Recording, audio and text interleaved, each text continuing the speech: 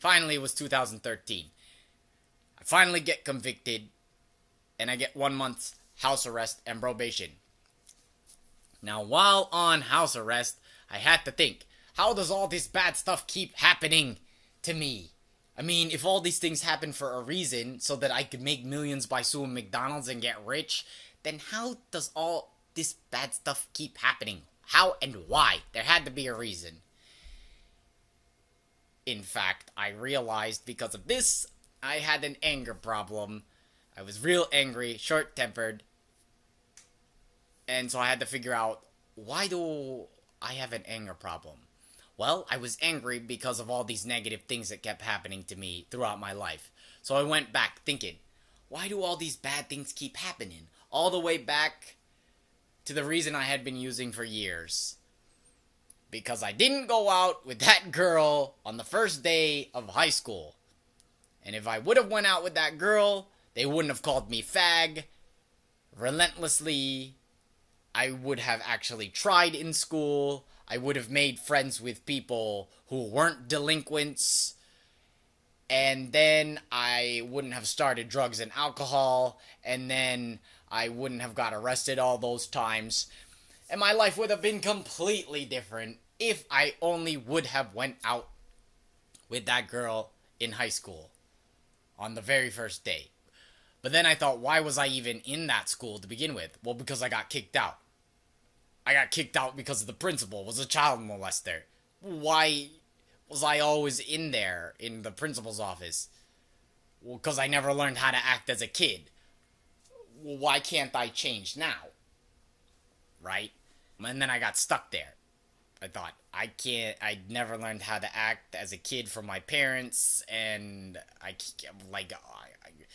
and that was my problem the whole time.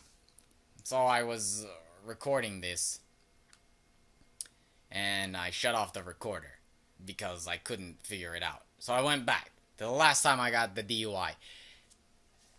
And the first time I went through, I said, this happened because the cops wrote down what that girl said and they got the information wrong. And then I thought, well, then why did that happen? Oh, well, because I didn't go out with that girl in high school and no one likes me because I can't act right, and because I didn't learn how to act socially from my parents. I only learned how to be negative. I just couldn't think why all these bad things kept happening. So I went back to the last time I got in trouble, and I was like, it's because the cops got it wrong. And then it popped into my head. I remember I said, I had the wine. I said, I don't give a fuck. At that moment, I realized I didn't get in trouble. I didn't get in trouble because the cops got it wrong. I got in trouble because I didn't give a fuck to do what was right. And then I chugged to deal with how bad I felt. And that's what I was doing my whole life. I didn't give an F my whole life. That's how I was living. I got the DUI not because the cops got it wrong, but because of what I chose to do. How I chose to deal with it. Imagine, if I never chugged that wine, I would have never got that DUI. It didn't matter that I wasn't drinking and driving drunk and no one saw me. It didn't matter that the cops got it wrong. It didn't matter that I got caught with someone's weed that they just left at the house, or I got caught with someone's weed that they just left at the house 2 times. It didn't matter that I didn't go out with a girl in high school on the first day. It didn't matter that I got kicked out by a pedophile principal. It didn't matter that I didn't learn how to be positive as a kid. All that mattered was that I was making excuses right now to not take responsibility. Then I thought, now that I know from being positive, because from suing McDonald's and being hopeful and being positive to people, now I know if I just be positive, then I'd get positive responses, because that's respectful. But it wasn't until I recorded and listened to myself and how I was thinking that I knew how I was thinking. I was always being negative. I was always turning positive into negative. I was always making excuses. I was always placing blame. I was always being indecisive. Couldn't give a straight answer. My whole life, People would tell me I was being a smart aleck for the answers, so I was being defensive, and until I heard exactly how I was thinking from the recording, it wasn't until then that I realized that my eyes were open. Now, this is why most people, they don't want to listen to their self. They think, oh, well, I sound stupid. But they don't want to hear how they're thinking. Most of the time, for example, I was trying to avoid how I was thinking with drugs and alcohol. And it wasn't until I listened to myself that I realized exactly how I thought. And I knew it wasn't right. But now, it didn't matter. All of those excuses, decades of excuses, ever since I was in kindergarten, giving excuses, making excuses, that I couldn't do it because I didn't learn how to as a kid. This is when I realized, decades and decades of doing that, I was just basically just being negative. I was adding negatives. And listen, life is just like math. Adding negatives never equals positives. And if I wanted positive responses from life, then I needed to start being positive. Have some respect. To feel respect by being positive and hopeful and optimistic. And that's what I believed was the truth, I realized. And not doing it was no longer an option. Before, not doing it was the only option. And now that I realized not doing it is no longer an option. Making excuses is not an option. And that was the moment that I took responsibility. Responsibility with a capital R. The moment that I took responsibility, anxiety and depression just went away. It was like, the weight just went away. My anxiety and depression, ever since I was a kid, just went away. A huge burden lifted because now I was empowered. Instead of saying why I couldn't do anything and why everything sucked, I used to say this sucks nonstop. Nonstop. But ever since high school, I would just say it over and over and over. Like, that thought popped out of my head. I didn't even think like that anymore, because it didn't suck. It was what I made it. And now I only had reasons why I could, instead of reasons why I couldn't. And this is what they call the power of will. You see, with great power comes great responsibility, but here's the thing. With great responsibility comes great power of will to do what you say. And yeah, that's the willpower to do what you say. Before I used to say, oh, I want good things. Now let me do negative things. Or, I wish I could stop acting like this, but I can't. But here's the thing. If I ever said that, then I didn't really mean it. Because otherwise I would have just did it. So the whole time I was just lying. Every time I said, I wish I could change, but I can't, that was a lie. Because irresponsibility, that's why a liar lies. I don't want to take responsibility. But now, with the great honor of having respect, meaning be positive, do positive things, think positively, hopefully, now I would reap what I sowed.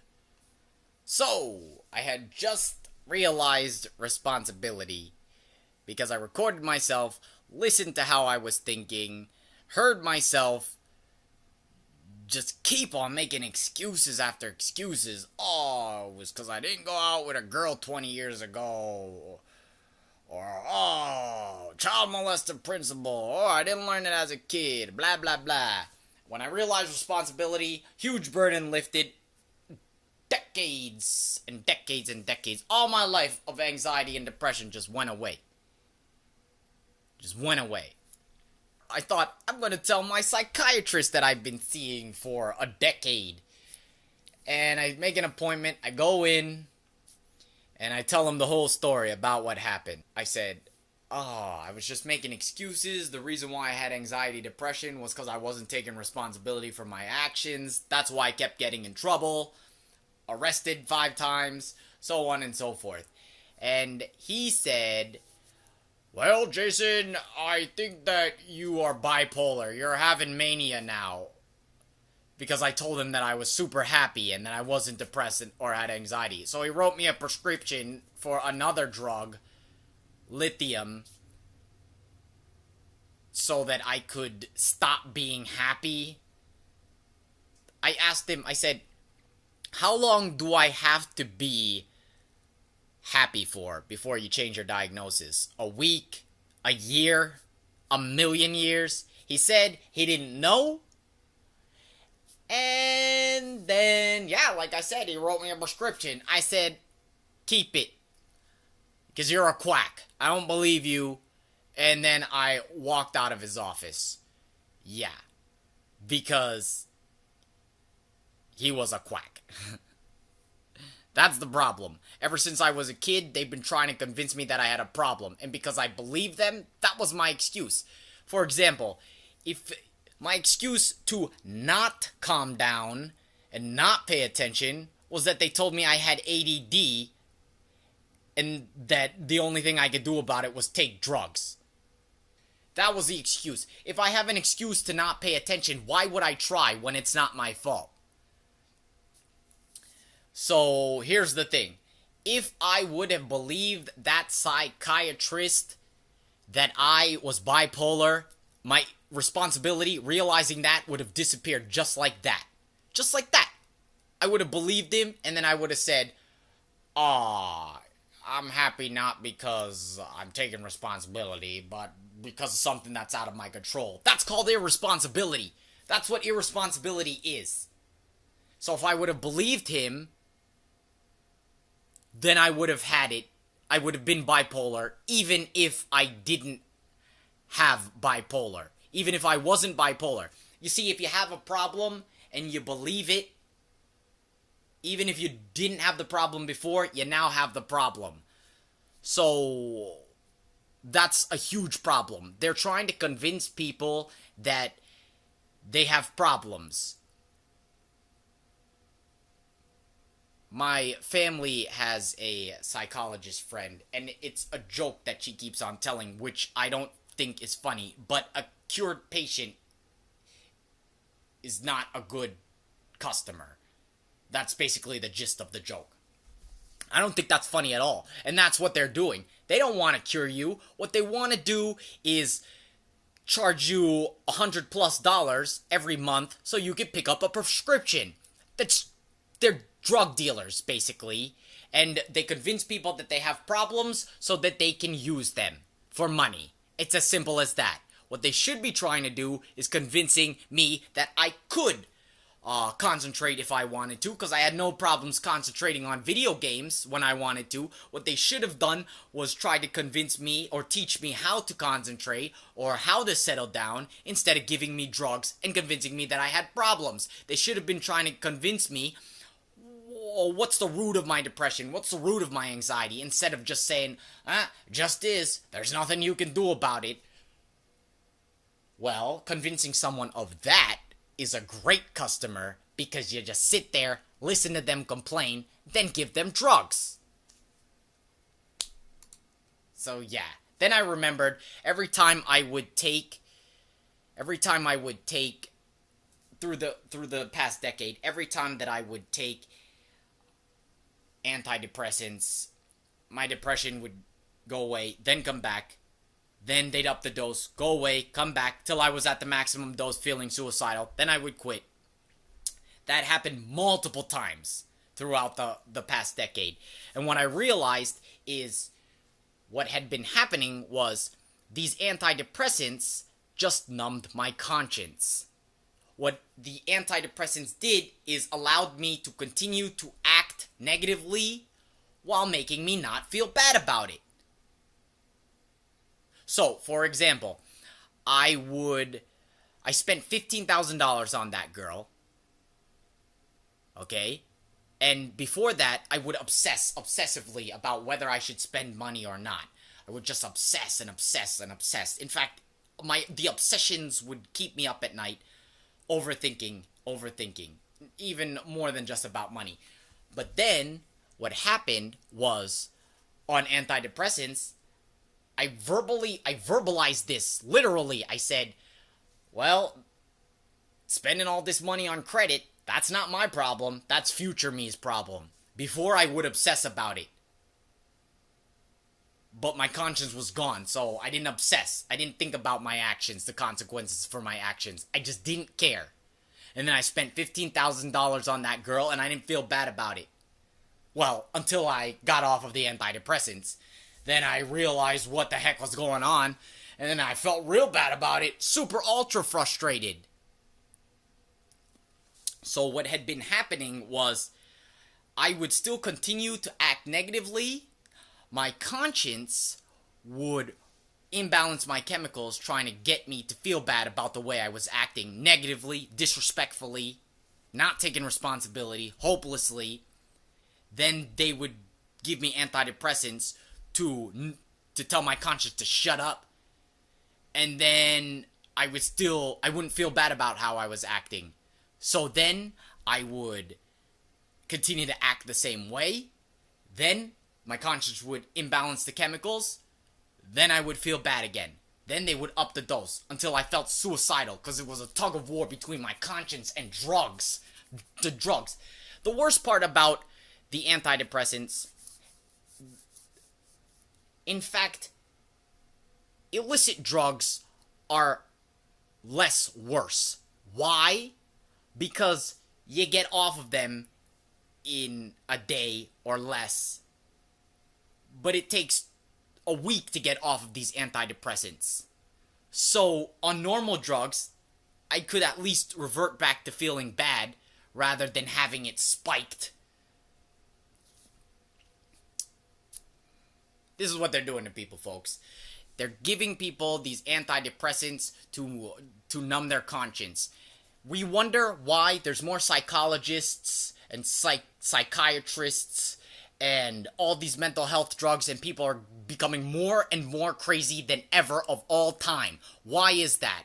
Because, for example, if you know someone on bipolar, they're real unstable. If you know someone that has bipolar and they're taking these drugs, they're real unstable sometimes.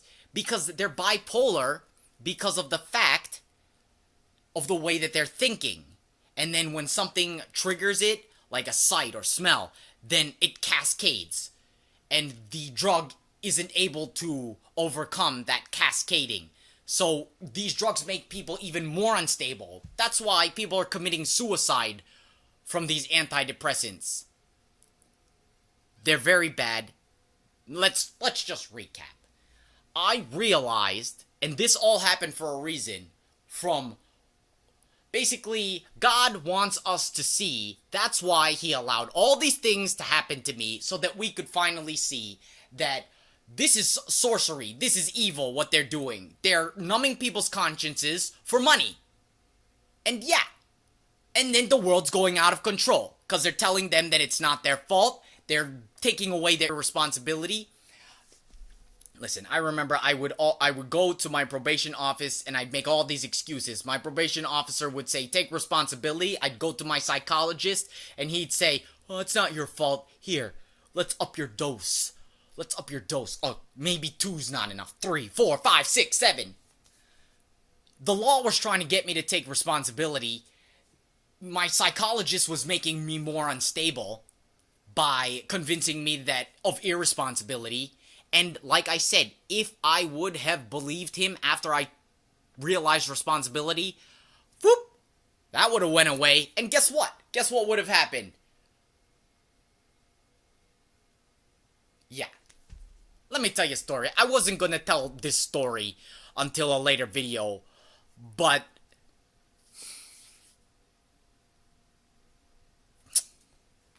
it's so terrible what they're doing to these people. Okay, so there was a contestant. This guy. So, Joshua Marks. This guy right here. So, Joshua Marks was a contestant on MasterChef. And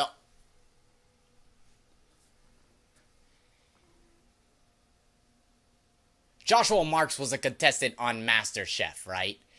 and he lost to a blind Chinese lady with a palate that was off the hook. Okay? So he lost, but was runner up. Okay? And he got sad. So he went to see a psychologist. They diagnosed him with depression and gave him drugs. Then, what happened was, he got more unstable. Then they diagnosed him with bipolar and then gave him more drugs. And then, a couple weeks later, or whatever, he kills himself. Shoots himself through the head.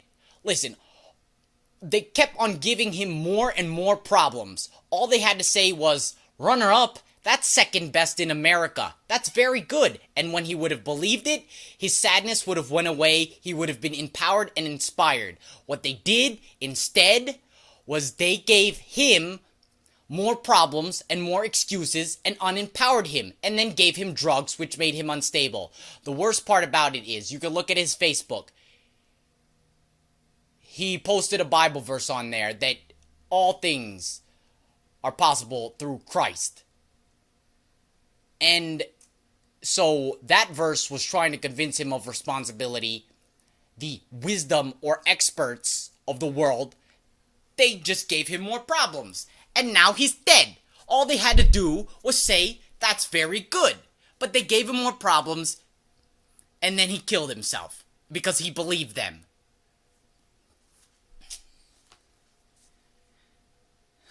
So if I would have believed my psychologist, then the book that I wrote, that wouldn't have happened. I would just be on drugs right now, getting drunk, on drugs.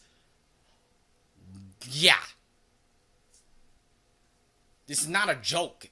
What they're doing is so evil that it's not even funny, because I could be dead right now because of all the excuses that they gave me. And the law is trying to figure out, what are we to do? Society's saying, what are we to do? Something has to happen. Listen, I promised him when I saw that, I knew exactly what happened.